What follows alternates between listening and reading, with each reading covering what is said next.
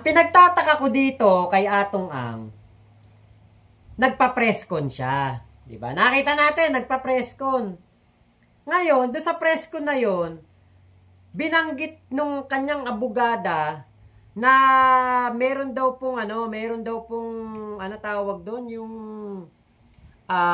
recantation paper na ginawa. Nag-request daw. May nag-request daw tong si alias Toto. Yun ang kwento nung sa kampo ni Atong Ang. Nag-request daw ng recantation papers. Ngayon, ginawa naman ng abogado. Pero eto ang sabi, magre-recant daw etong si alias Totoy kung magbibigay ng pera si Atong Ang. Nanay Ebeng, hello po. Mactandem, hello po sa inyo. Yan po yung yan po yung kumbaga parang kondisyon. Sige. Gawa mo ako ng recantation o gumawa ka ng recantation. Pipirmahan ko yan kung magbabayad sa akin si Atong Ang. Yan po yung kwento nung kampo ni Atong Ang. Ngayon, hindi natin malaman na dahilan kung bakit sila pumayag na gumawa ng recantation yung abogado, ibinigay pa dito kay kay Alas Totoy. Tapos meron pang pinabago, pina-update o parang pina-edit. Di ginawa naman ng abogado, inedit din. Inedit. Binigay ulit. Diba? Doon pa lang, parang inamin na rin nila, sinabi na rin nila, sige, magbibigay kami ng 300 million, mag-recant ka lang. Kasabi ko, ano ba tong na to? Tong presscon na to. Sa halip na malinis ang pangalan ni Atong Ang nangyari, parang lalo pang napasama si Atong Ang at pwedeng gamitin yung kanilang mga pahayag na yon laban sa kanila. Diba kasi, ba't ka pumayag na gumawa? Aminado yung abogado na abogado siya ni Atong Ang Identified as abogado ni Atong Ang, gumawa ng recantation paper, papapirmahan kay alias Totoy, pumayag si Atong Ang, at magbabayad ba sila? Kaya gumawa sila ng recantation paper. Diba, hindi nila pinagplanuhan, hindi nila pinagmitingan muna. Eto, sasabihin natin ingat tayo sa ganito. Presscon to, nakatutok ang press natin. Huwag niyong sasabihin yung ganito. Iwasan yung sabihin yung ganyan. Kasi mapapasama tayo. Diba, parang, alam niyo yung, mga lutang ba tong mga to? Ba't hindi nila naisip na yung kanilang mga sinasabi ay parang binubuking nila yung kanilang mga sarili? Humihingi na nga ng 300 milyong piso kapalit ng recantation. Gumawa pa yung abogado. Diba parang pag-amin na rin yun na willing magbayad si Atong Ang ng 300 million para lang magnahimik itong si alias Totoy. Di paano ngayon yan? Kung hindi po si General Torre ang ating PNP chief, baka nga talagang nagbayad na si Atong Ang ng 300 million at si alias Totoy ay nasa Portugal, Amerika o Europe na. Nandun na, hindi na uuwi. 500 million yun. Mabubuhay ka na talaga nun sa ibang bansa. Diba? Diyos ko, sabi ko, ano ba tong sila Attorney Lorna Kapunan saka yung si Atong Ang. Alam niyo yung parang hindi sila nag-meeting muna kung ano yung mga sasabihin nila. Diba? Tapos, dun sa presscon din na yun, pumayag si Atong Ang na magbigay ng 12 million pesos dito kay Dondon Patidongan dahil daw nangangampanya. Kapag daw hindi nagbigay, kung ano-ano daw ang sinasabi, kung ano-ano daw pamba-blackmail ang sinasabi. Sabi ko, sa isip-isip ko, Parang inamin na rin pala ni Atong Ang na merong hawak na alas si Dondon Patidongan laban sa kanya. Kasi ako kunwari ako yun. Kunwari ako yung si Atong Ang. Tapos hinihingan ako ng pera ni Dondon Patidongan. Abay, manigas ka dyan. Pakialam ko sa'yo. Kung wala namang akong tinatago, ba't ako magbibigay ng 12 million? Kapag nung manganganak daw ang asawa, humihingi daw ng pera.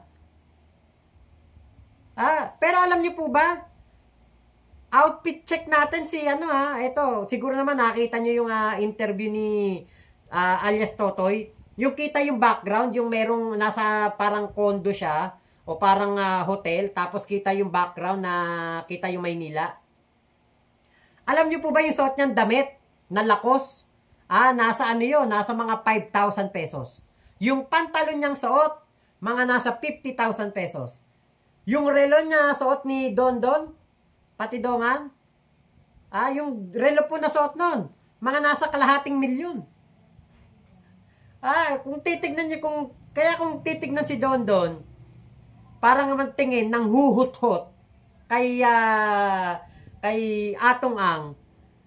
Kasi yun yung lumalabas hinuhut-hutan si Atong Ang. Pero yung pong suot ni ni Dondon Patidongan, mga mamahalin. Ewan pa natin kung ano sapatos nun. Saka nakita natin yung yung parang hotel o condo na kanyang pinag-stayan do sa interview ni Emil Sumangil. Nakita natin na parang 5-star hotel maganda yung background di ba? Kaya po, nako sabi ko, talagang ewan ko na lang ba dito kay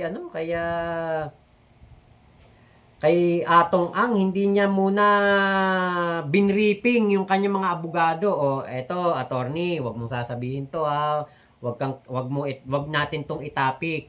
Tapos yung mga abogado din magsasabi din, eto, Atong, wag mong sasabihin to mapapasama tayo dito.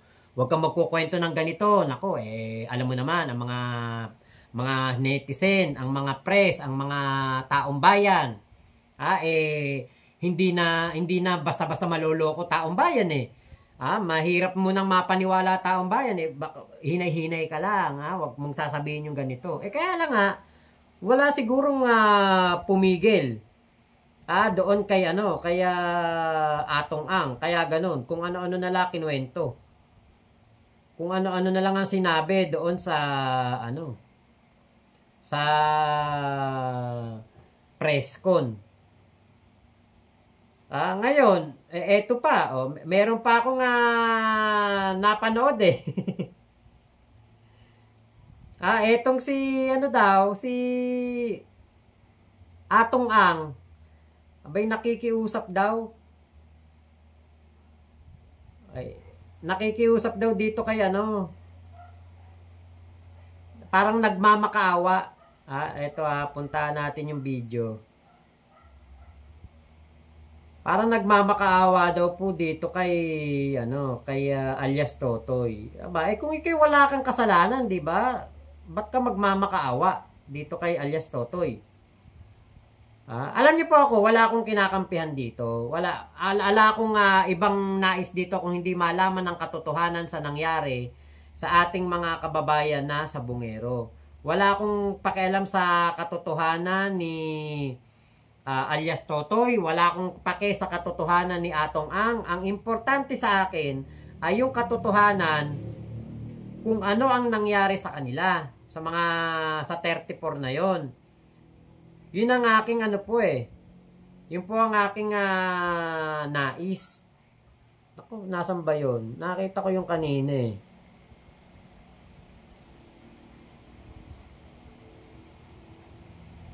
Ipe-play ko po dito yung video na napanood ko na sinasabi na parang naninikluhod daw etong si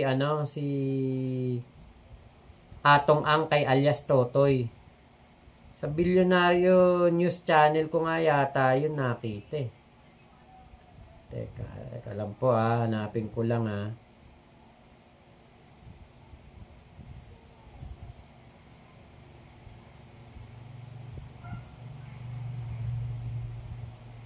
sabi ko nga sa sarili ko, aba, ako, kung ako, wala akong kasalanan, aba,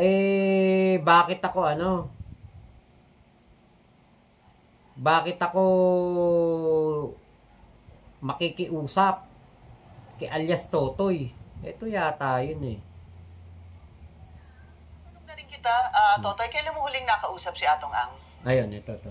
Dahil kausap ko siya, nung nagmamakawa na siya sa akin, nag-text siya sa akin na parang 7 days ago, nag-text siya sa akin na mag-usap daw kami sa isang hotel, ayusin na namin at hirap na daw sa kalagayan niya.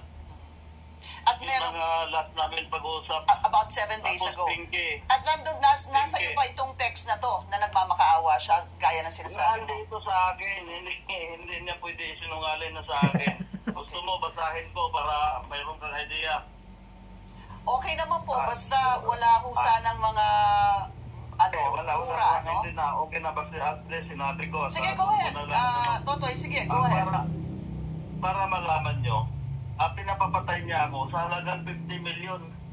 Para alam ng lahat na kaya ako naglakas loob ng ganito. Sabi ko nga sa sarili ko, aanhin ko yung pira kung mapatay naman ako at mawalan ng hustisya ang mga kamag-anak ng mga missing sa Bumiro. Diba? Narinig niyo yung unang parte. Ito yung unang parte. Matanong na rin kita, Totoy, kailan mo huling nakausap si Atong Ang? Dahil kausap ko siya, nung nagmamakawa na siya sa akin, nag-text siya sa akin na parang 7 days ago, nag-text siya sa akin na mag-usap daw kami sa isang hotel, ayusin na namin at hirap na daw sa kalagayan niya.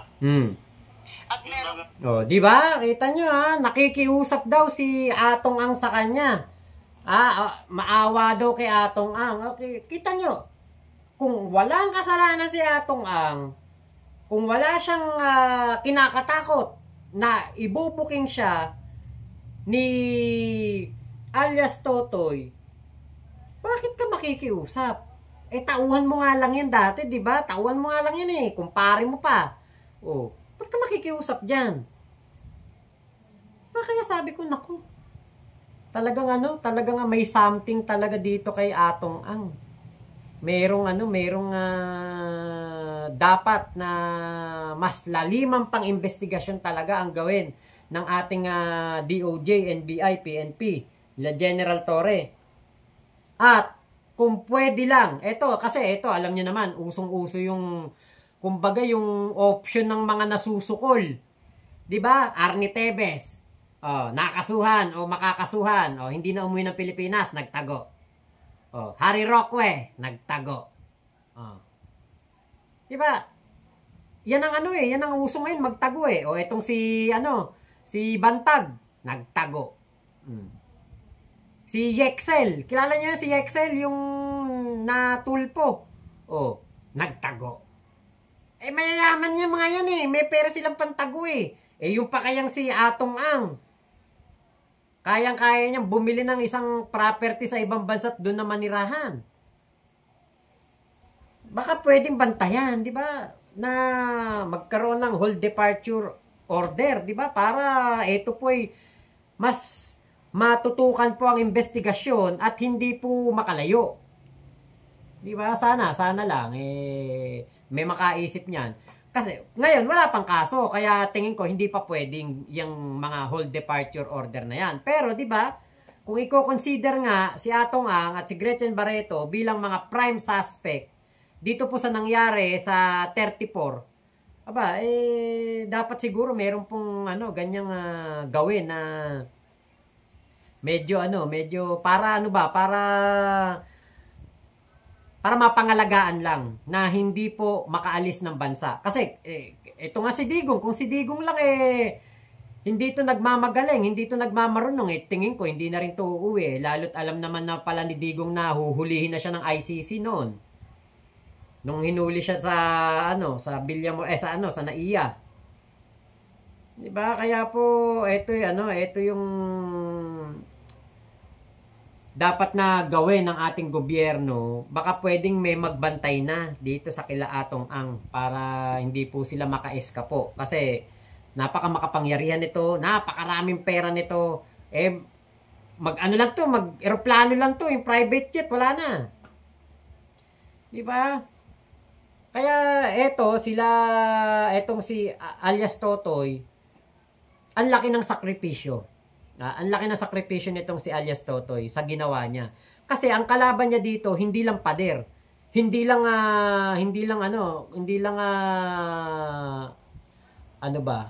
mas malaki sa pader. Hindi lang pader eh. Parang ang kalaban niya dito, buong industriya ng sabong. Dahil marami ang sumusuporta kay Atong Ang. Maraming humahanga dyan sa mundo ng mga sabongero. Tapos di ba, kinalaban ni alias Totoy. Di ba? Matindi pa sa pader ang nakakalaban niya. Kaya po, kumbaga, si alias Totoy, parang lamok lang. Ang kalaban niya, dinosaur. Kaya ganun po katindi ang kailangan gawin ng ating DOJ din na pagkalap ng mga ebidensya. Actually, si alias Totoy ay isang credible witness. Nabanggit yan ni Sec Boying. Credible witness si alias Totoy dahil bukod sa kanyang sinasabi, meron din siyang ebidensya. May video, may text, may CCTV. Yan ang importante. Diba? Pag ikaw nagsalita ka, meron kang ebidensya. Yun ang ginawa ni alias Totoy. Kaya po, si alias Totoy, tingin ko, pasok na siya sa Witness Protection Program. Si alias Totoy, kung hindi man sa Witness Protection Program, maaring sa po siya, sa PNP po siya, makakakuha ng proteksyon. Dahil po, binabantayan na siya ng mga PNP. Nabanggit yan sa isang interview. Ang alam ko, si Emil Sumangil lang nagsabi, nasa isang lokasyon sila, na sikretong lokasyon, at merong pinadala ang PNP na bantay. So makakasiguro na tayo na mayroon pong kumbaga safe etong si alias Totoy. At isa pa na tingin ko na baka pwede lang, baka lang.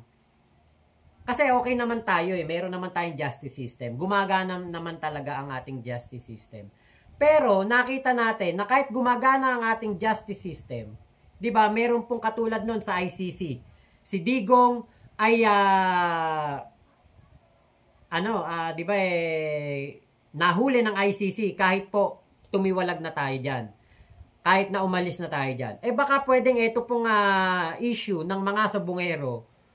'Di ba? Baka pwedeng idagdag sa kaso ni Digong. Di kaya pwede kay Attorney Cristina Conti, baka magawa nila ng paraan na pag-aralan din tong kaso ng mga sabongero at isama na doon sa crime against humanity ni Digong dahil etong ginawa ni Digong na ito ay crime against humanity. Nilulong sa sugal ang mga kababayan natin, hinayaang magurgur at hinayaang kumita lang ng kumita ang mga operator. Magkano kaya parte niya? Pero ano nangyari, di ba? Yung kinita ni Digong sa mga illegal na gawain, andon, pinambabayad kay Kaufman. 140 million daw isang buwan kay Kaufman. Kahit na billion pa kinita ni Digong, sa loob ng isang taon, napakalaking pera kailangan bayaran ni Digong kay Kaufman. Diba, Nanay Ebeng? Papa B, shoutout po, Papa B. Ayan, hello po sa inyo. Ping Pong. Dometita Joselito, hello po. Parang Great Wall of China. Oo nga. Kumbaga parang si Don Patidongan, para squatter lang. Tapos ang kalaban niya, Great Wall of China. Na napakahaba. Coast to coast. Diba? Yan ang yan yung mga ginawa kumbaga, epekto ng ginawa ng mga maling desisyon ni Digong sa buhay niya na naging masamang epekto sa buhay ng mga Pilipino. Sino nagdusa? Di yung 34. Diba? Mga kababayan natin. Ay, nako talaga. Sana po talaga ito na yung simula ng kaliwanagan at pagbibigay hustisya sa mga kababayan natin na mga sabungero. Sana ito na talaga yon. Sana wala na tong atrasan. Sana hindi mag-recant si alias Totoy. Sana ay wala pong makapigil na mga maimpluwensyang tao dito po sa ginagawang investigasyon ng DOJ.